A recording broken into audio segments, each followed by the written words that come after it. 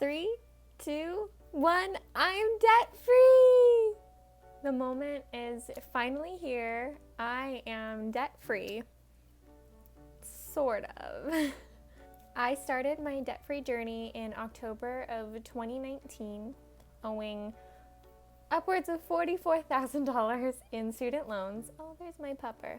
And within 11 months, it's now August of 2020, I have successfully paid off $14,403 to Mohila, making me debt-free. Now, I'm still paying off my Parent Plus loans, which total like exactly $30,000, which is a bummer, right?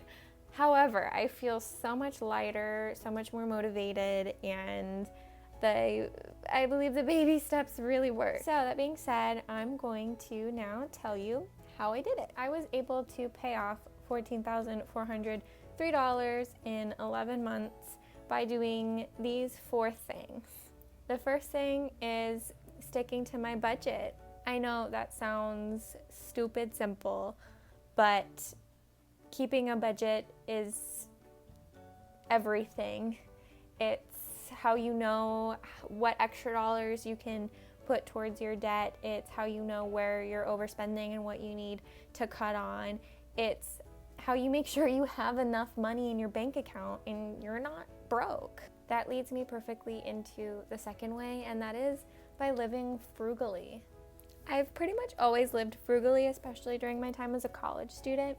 So moving out on my own really wasn't that big of a change, and it was still easy to live frugally.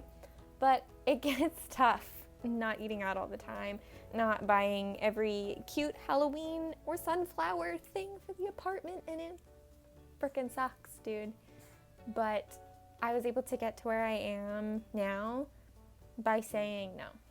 By saying no and by postponing that instant gratification till now.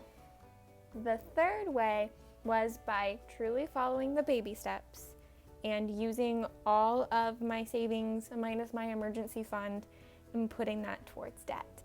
I'm on a couple of different Dave Ramsey Facebook groups, and I know it's scary, guys, but it really does work, and it feels so much better to pay off more debt than just to have it sitting in savings. Having a $1,000 emergency fund, it works. Keeping it at 1,000 works. So I personally, when I started the baby steps, I had about $5,000 in savings, and so I put $4,000 on my debt. So that was the initial $4,000 of the $14,400 that I was able to pay off. And the fourth way, I'm going to be honest with you, was by the grace of God. I'm not going to BS you. I am super fortunate that my loans were covered under the COVID forbearance and 0% interest. Not just my loans, but also the Parent Plus loans.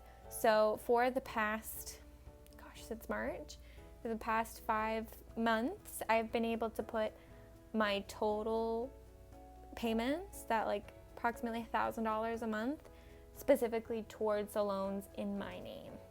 And again, I'm low income. I only make about $24,000 a year. So as much as that maybe to some seems like a lot or a little, like put it into perspective, what I'm making and how I am truly making the most of my money. And I'm also not going to BS you. Erin's parents have been extremely generous, and they tithe, and for the time being, they've been giving me money to pay off my student loans for their tithing.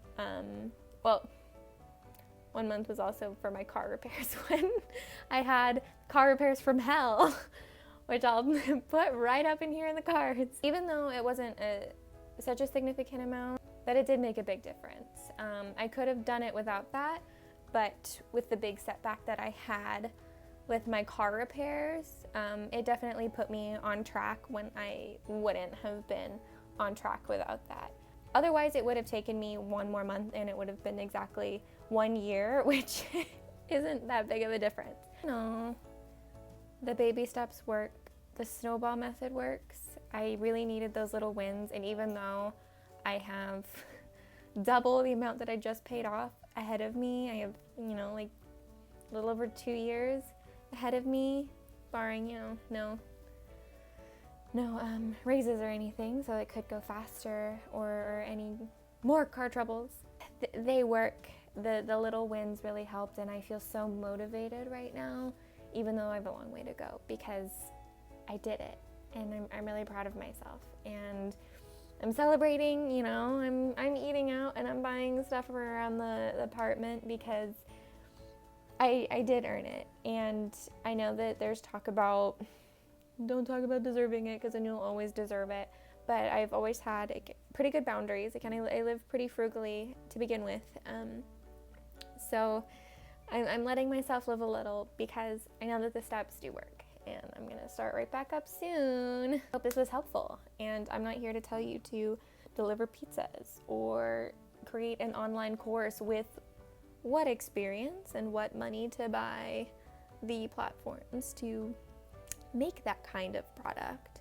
I'm here to be real with you and show you how I did it as a low-income person, as a 23-year-old. And I hope this helped motivate and inspire you if you are in the same boat as me, or trying to get back on the horse if COVID has kicked your butt, like I know it has for a lot of people.